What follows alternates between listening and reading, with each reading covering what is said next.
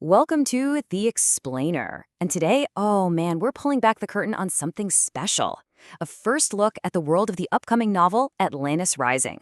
We're going to dive right into the epic setup, the frankly impossible odds, and the massive conflict that gets this whole thing started. All right, let's just jump right in.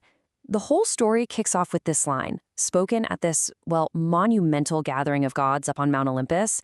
And this is a meeting where the fate of an entire kingdom, maybe even the whole mortal world, is hanging in the balance.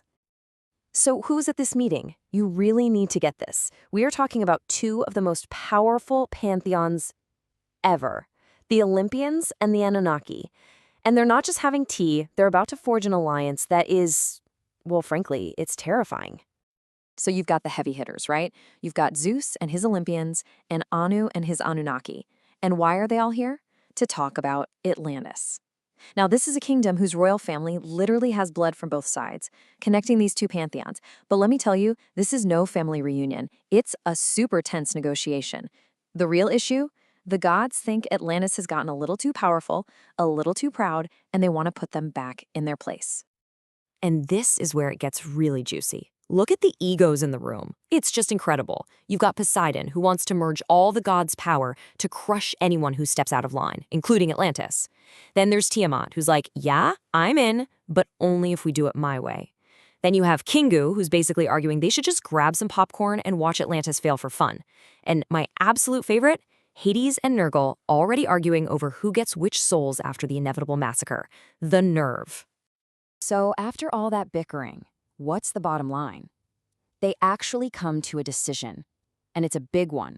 They send an ultimatum, a totally non-negotiable demand, down to the rulers of Atlantis, Queen Arya and her brother King Archaea. The deal is, Arya has to become the one and only ruler, and this is the real kicker, they have to hand over their most powerful artifact, the Omnitrident.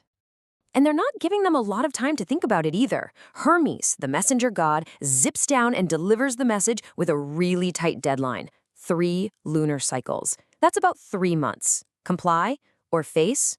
Well, total annihilation. Yeah, so the clock is officially and very loudly ticking. Okay, so let's shift gears and head over to Atlantis to see how this all lands. Because, what do you do when the actual gods hand you an impossible ultimatum?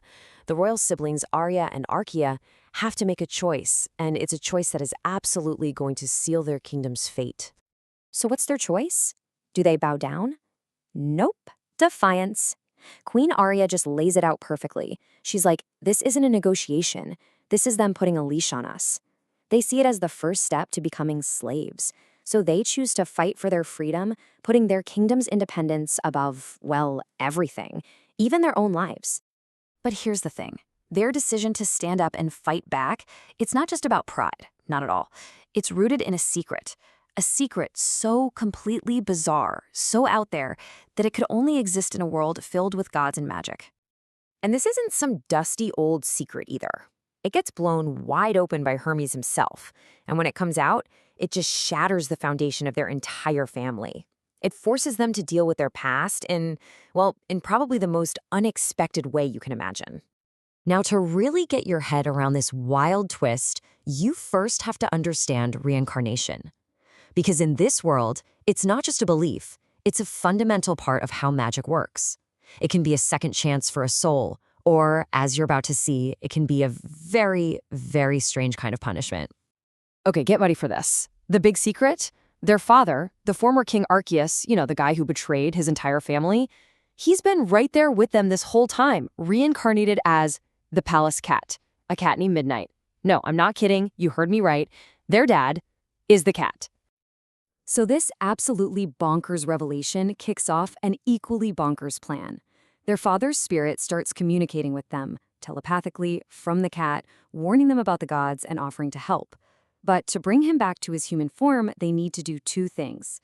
First, they have to get forgiveness and a blessing from the queens he betrayed. Yeah, awkward. Then they have to use the Omnitrident, the very thing the gods are demanding to perform the ritual. They're betting everything on the idea that his knowledge is their only real hope. But let's be real for a second. Even if they pull this off, even if they bring their bad back from being a cat, the odds they are facing, they aren't just bad, they are astronomical. It's basically an impossible fight. Just look at this. The power imbalance is staggering. You have Atlantis over here, a kingdom of mortals, and on the other side, you have the literal kings of two different pantheons, Zeus, the big boss of Olympus, and Anu, the ancient ruler of the Anunnaki. This isn't just an unfair fight. Statistically, it's a complete impossibility. And it's not just those two. Oh no, they're not coming alone. They've built a whole coalition, pulling in gods from every corner of mythology you can think of. We're talking Olympians, Anunnaki, gods of the underworld, even some of those ancient primordial gods. So what Atlantis is really up against is the entire united divine world. Let's just put this into perspective. You've got Zeus, rocking a 96% power level. That's the kind of power that commands lightning, shatters mountains, and it's all in the hands of a god famous for his bad temper. Then there's Anu, right behind him at 95%. This is a being of ancient cosmic power, from a pantheon even older than the Olympians. We're talking celestial-level creation and destruction here. And as if that's not enough, their backup includes gods like Enlil, clocking in at 90%. He can whip up storms that make a hurricane look like a light drizzle. And these are just 3 of the gods that Atlantis has decided to pick a fight with. Insane. So this brings us to the big question, right? The one at the absolute heart of this story. When you're facing odds like this, what can one mortal kingdom possibly do? And this is what they have. This one moment. After all the betrayal, all the secrets, their broken family is finally made whole again. Their love, their resolve, it's all being forged right here, in the face of this impossible divine threat. And that gives him something to fight for that's bigger than just survival. It's this incredibly powerful personal victory for them, a real moment of healing. But it's immediately overshadowed by the reality of the situation, a war that is literally about to crash down on their shores. And the gods have promised them nothing less than complete and total oblivion. We're talking earthquakes from the Olympians to shatter their cities, massive tsunamis from the Anunnaki to swallow their coasts, and the gods of the underworld themselves showing up to claim their souls. This isn't just about losing a war. This is about being erased from existence. And that is where we're going to leave it, right on the edge of an unwinnable war. You have one reforged family standing against the combined wrath of the gods. And the ultimate question is, can their love, their secrets, and their sheer defiance actually be enough to rewrite a destiny that looks like it's already been carved in stone? That's the stage. And the story is Atlantis Rising.